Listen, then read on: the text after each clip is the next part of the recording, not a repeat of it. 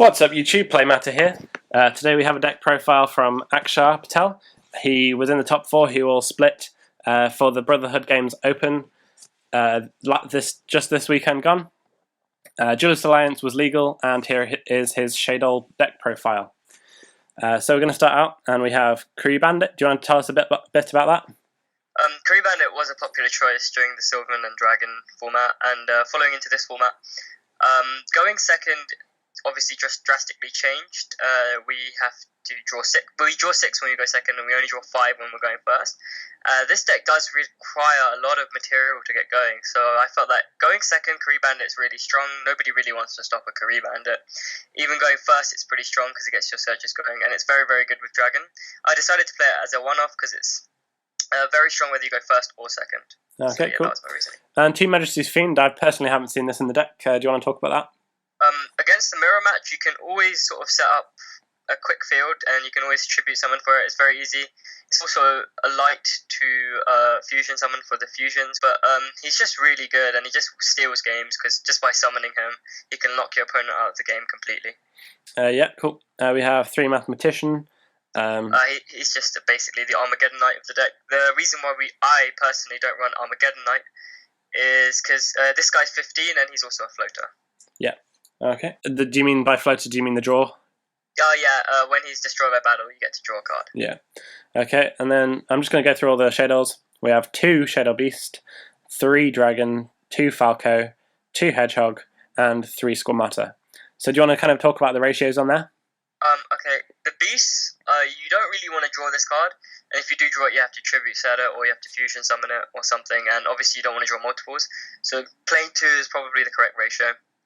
Playing 3 Dragon, well, Dragon is basically like an MST, and you can combo with cards like the trap cards, which obviously we'll go over later. He's also 1900, which is fairly significant considering that nobody particularly wants to exceed summon or make any extra deck usage against this deck because of the Shadow Fusion. So because of Shadow Fusion, nobody really wants to use the extra deck, so 19 gets over basically, well, every normal summonable monster there is. Yeah. Falco is incredibly strong. He special summons himself when he's sent to the graveyard as as an effect, and also his flip effect is really, really good. And he's a tuner, so playing 2 is perfectly okay. I didn't have any problems with not having enough or having too many. Hedgehog is really, really good to get your fusion spell and to act as a sort of renewable material to keep getting things. But you never want to see multiples because he's actually not. He's kind of like a bad card in your hand. And 3 Lizard, because Lizard is possibly the best Shadow, considering he is, in a way, every single Shadow, because you can send all of them. Also, he combos with one of the trap cards, which we'll come to later. Mm-hmm. Okay, and we have 1 Foolish Burial, 3 Shaddoll Fusion, 3 Upstart Goblin. The spells are fairly self-explanatory. We've got 2 Breakthrough, 1 Compulsory, 2 Deprison, 2 Shaddoll Core, 3 Sinister Shadow Games, Torrential Tribute, 2 Vanity's Emptiness, and 2 Wiretap. Now, the 3 cards that I definitely see as not in every Shaddoll deck are the Deprison, the Emptiness, and the Wiretap. Do you want to talk about those a little bit? Yeah, I'll go over those ones first. First, you go over Deprison. If we look at the format at the moment, we have Shadow Window, which can't be destroyed by card effects. Deprison obviously gets around that, so it's really strong in the mirror. It also beats Majesty's Fiend. I was surprised at that tournament. I thought more people would be main decking Majesty's Fiend because I thought it was ridiculously overpowered. So I was sort of trying to get an out to my own out. It's also just a very solid card, and it's just a lot better than Mirror Force because putting things in the graveyard is significantly dangerous in a format where the graveyard is very, very open to manipulation with Soul Charge and things like that. Yeah. Emptiness is just ridiculous. The card is one of the most overpowered cards. I feel, and back in Dragon format when we used to play, this card was ridiculously strong, and in this format it's so good because people are trying to create boards with Soul Charge and Stellar Knights, and there are a lot of games where I just drop Majesty's Fiend and they try to sort of Soul Charge, make a monster to get over it, and I just have the Emptiness, and Emptiness just locks games. Nice. Wiretap was a really, really sort of tested choice. I was having problems with with people playing Breakthrough Skill and Deep Prison on my fusion monsters, so I decided that I'd counter it by playing Wire Tap. And we're just going to quickly go through the side and extra. We have DD Crow, Dark Hole, 3 MST, 2 Nobleman, 2 Super Poly, 2 Light Imprisoning Mirror, 1 Malcat, and 3 Needle Sealing. In the extra deck we have just the 2 Construct, 3 Winder, 1 Alkanite, 1 Armades, Black Crows, Crimson Blader, Goyo, Scrap Dragon, Exciton Knight, Lavalal Chain, Maestroke, and Key Beetle.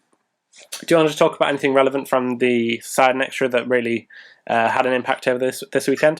Basically, don't play DD Crow and Dark Hole. I would definitely not play these cards again. I didn't side them at all, so they're not very relevant. MST, people need to really be siding that against pretty much every matchup, and the way you side it is you don't use it, and you use it on floodgate cards. That's it. That's all you use it on. You don't. The rest of their cards are sort of not as good because you have a lot of floaters and a lot of ways to remove those cards. Do you just want to describe what you mean by floodgate cards for the people that don't know what that term? Shadow Mirror, any continuous card that hinders your strategy. So Shadow Mirror would be one, Soul Drain would be one, Defisher would be one, Macro Cosmos would be another. Cards like these, which stop you playing your strategy, should be MST. Great. Should very rarely blind MST. Yeah. 2 Nobleman of Cross Out, that was for Gear and the Mirror. But the way you play this in the Mirror is you have to be very careful. You have to make sure that you know what's set, or you can predict what's set, so you don't remove your own deck. And you have to have those cards in your hand.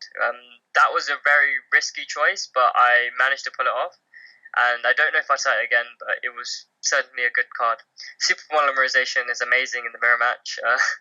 It's just too strong not to play. And I probably bumped that to 3 because it was just that good. Yeah, I was just going to ask if you'd bump it to 3 for the Mirror. Yeah, it was just that good. Light Mirror is very good against light decks. Light Swans was popular. Stellar Knights is popular. It's just a very good card against those decks. It's a floodgate card. They have to deal with it. And yeah, that's how you play those matchups. Malevolent Catastrophe, I always usually side one of this card because I feel that this card is very unexpected and no one, especially in a format without Storm, people don't really expect to be, they don't really take care of their back row as much. They just set them all. So I thought the best way to punish that would be that since I'm playing such a defensive deck that goes face down defense modes very early, I can capitalize with an early Malevolent. And the triple Needle Sealing, this was actually probably the MVP of the side deck. It won me a lot of games. It won me a game against Gigia, won me games against Infernities, because obviously they draw a card, they can't barrier anymore. Yeah, it's a great card against Infernity. It's especially good in this deck because you don't care if your monsters get blown up, and usually they won't because they're all face down. I mean, the extra deck is fairly standard. The main ones are just Arcanite, you have to play that. Armades is very good in the Mirror. I didn't make Black Rose because I think this deck, the way I've made it is more about field preservation rather than field destruction. Mm-hmm. Blader was just strong against Light Swans, obviously, and Mirror. If you can get out against the Mirror, it's very good. Goyo, I mean, it's come back. I don't feel the impact of Goyo, so I think it can stay in our format. Scrap Dragon, didn't see it. I mean, the Exceed, the only key Exceed really is Key Beetle to combo with Emptiness.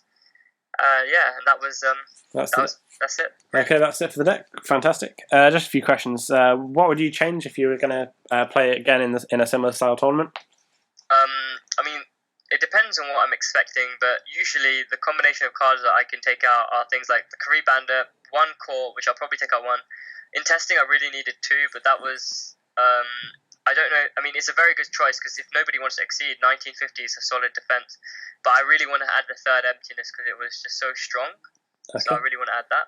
Mm-hmm. In the side deck, I'll take out Dark Hole and DD Crow, possibly put in cards against Mirror or Mermail or whatever's popular at the time.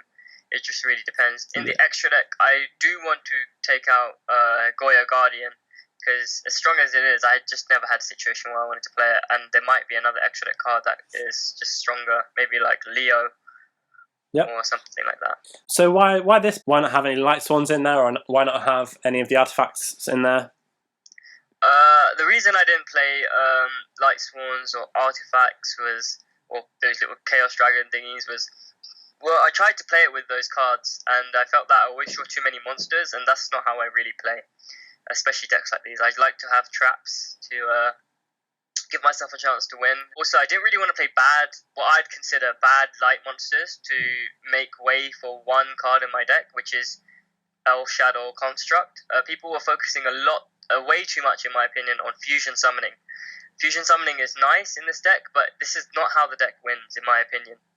The win condition of this deck is the free floater effects of all these dark monsters. And the fact that you'd have to play light monsters just to make one fusion card, which you can still make with Majesty's Fiend and Shaddoll Core, was not what I felt was the correct way to play this deck. Okay. And if you need Construct, that means they have a special summon monster that you can't get over, essentially. So if they have that, it's more than likely an extra deck monster, and if they have that, then you can just Shadow Fusion from your deck with the Majesty's Fiend or any other card that you need to bring him out. And she's strong, but I would not dedicate space just to accommodate her, in my opinion. What were your matchups like, and were they... I played 2 mirrors. One of the mirrors was very frustrating because I was ahead most of the time, and obviously the top deck BLS was real for me. I felt that pain. And I was EXO and Swiss, and I played a mirror, and my opponent was kind of behind. He was playing the Chaos Dragon version. A bit more. Those decks have a bit more of a what I'd call swing factor. It can swing to them. This deck is a bit more. You have to play correct at every stage of the game. Okay, so your record was 5-1 or 6-1, or? It was X1, 6-1, and then I won out in top 8, and then in top 4, it was about 9 o'clock, and I just didn't want to play my top 4 match, so we split, and then I just went home. Yeah, no, that's cool. Had you played against Tom Payne? Tom Payne played Infernities, and I had the pleasure of playing a round against him, which was kind of unfortunate for him. He did win the dice roll and win game 1.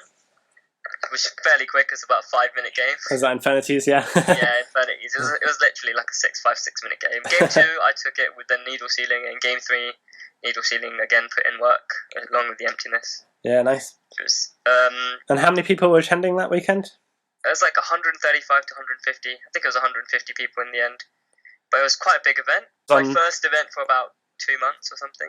Yeah. I hadn't played since Euros. Well, congratulations on top 4ing it then.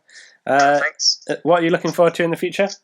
I'm actually really looking forward to Yu-Gi-Oh! This year because we have Quill Quoths, so they look fun. More Shadow cards, which is fun. Noble Knights, which apparently are getting a lot of good cards, I've heard, which they look fun as well. And even Stellar Knights have a new Exceed, and I really want to play all these decks. And obviously, you can't play all of them at once. Okay, well, I guess that's everything. Thank you very much, Akshar. I'll see you later. See you, man. Please comment, give us a great big thumbs up if you enjoyed this video, and subscribe. As I keep doing more videos, I'm really working on upping the quality of my content. Have a good day, everyone. Play Matter, signing out.